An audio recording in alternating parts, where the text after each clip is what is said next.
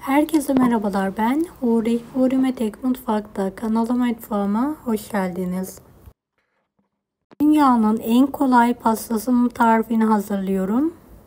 Kalıp kullanmadan tencerede kısa sürede hazırlayabilirsiniz. Çok lezzetli ve pratik oluyor. Mutlaka deneyin. Tarifimize hiç bekletmeden sosumuzu hazırlayarak hemen başlayalım.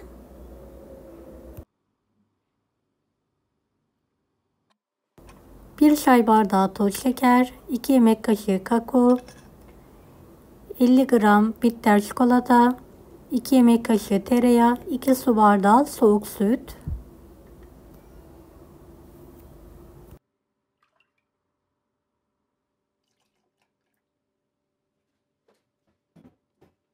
Evet, tüm malzemeyi karıştıralım ve ocağın üzerine alalım. Şöyle bir taşım kaynatalım.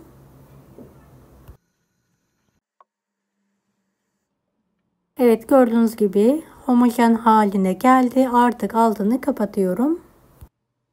3 adet petibör bisküvim var. Geniş bir kabın içine alarak şöyle irili ufaklı olacak şekilde bölelim.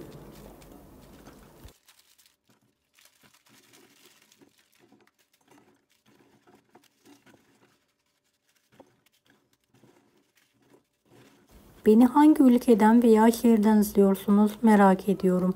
Yoruma yazarsanız sevinirim.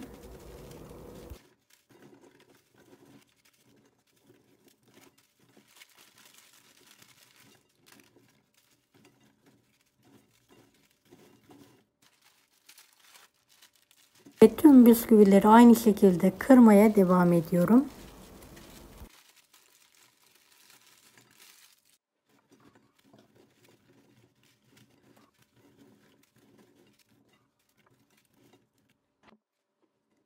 Kabım dar geldiği için geniş bir kaba yarısını alıyorum. Hazırladığım sosun da yarısını üzerine gezdiriyorum ve karıştırıyorum.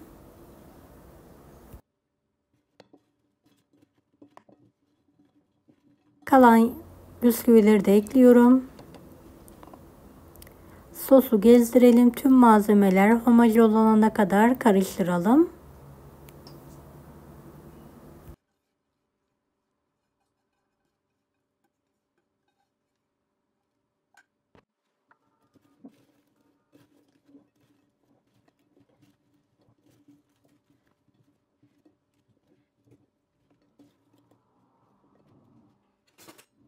Evet, her tarafına sosun gelmesini sağlayalım.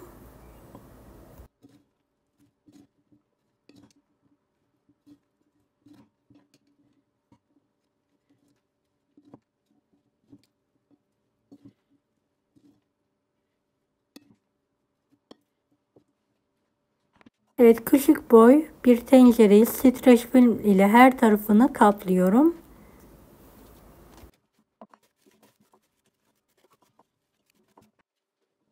Evet, hazırladığımız bisküvili harcı tencereye sıkı sıkı bastırarak dolduralım.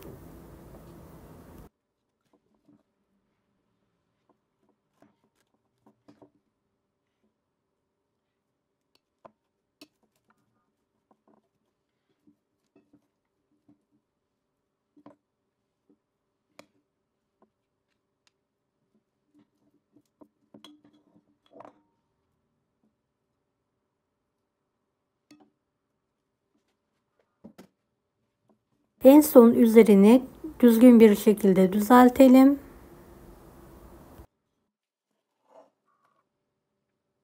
Evet, gördüğünüz gibi bastırdım. Streç filmi de üzerinde kapatıyorum. Buzdolabın alt kısmında en az 3 saat dinlenmesi için kenara kaldırıyorum.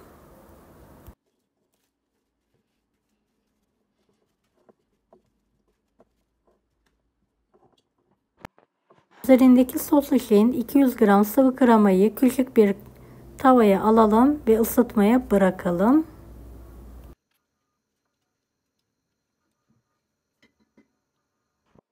...60 gram bitter çikolata ekliyorum.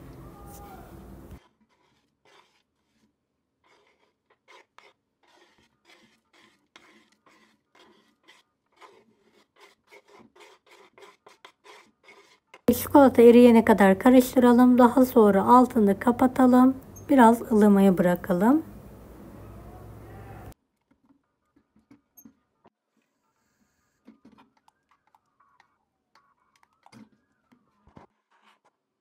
Evet, buzdolabından pastamı çıkardım. Servis tabağına ters çeviriyorum ve kalıptan çıkartıyorum.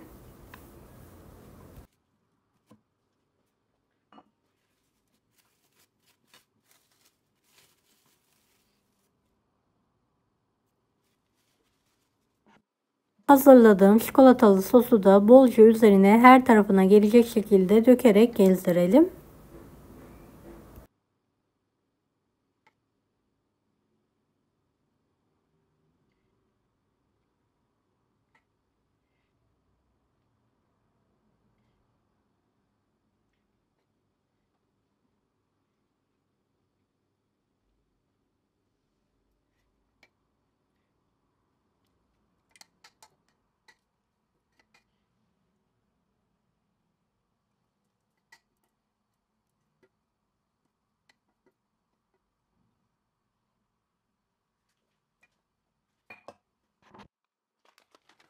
Üzerine fıstık kırığı serpiyorum. Dilediğiniz malzemeyi kullanabilirsiniz.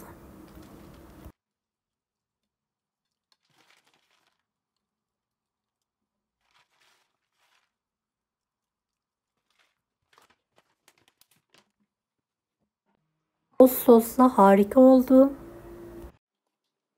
Evet, şöyle sizler için bir dilim keserek yakından da göstermek istiyorum.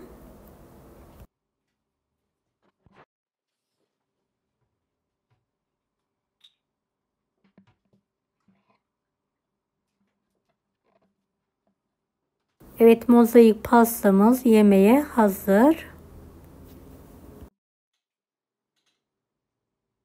Şöyle sizlere yakından göstermek istiyorum. Çay saatlerinin yanına kolaylıkla hazırlayabileceğiniz harika bir pasta tarifi hazırladım. Mutlaka deneyin.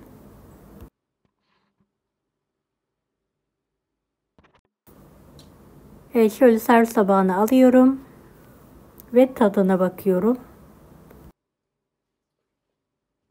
Gerçekten muhteşem olmuş. Kanalıma ücretsiz abone olmayı unutmayın. Bir dahaki videolarda görüşmek üzere. Allah'a emanet olun. Hoşça kalın.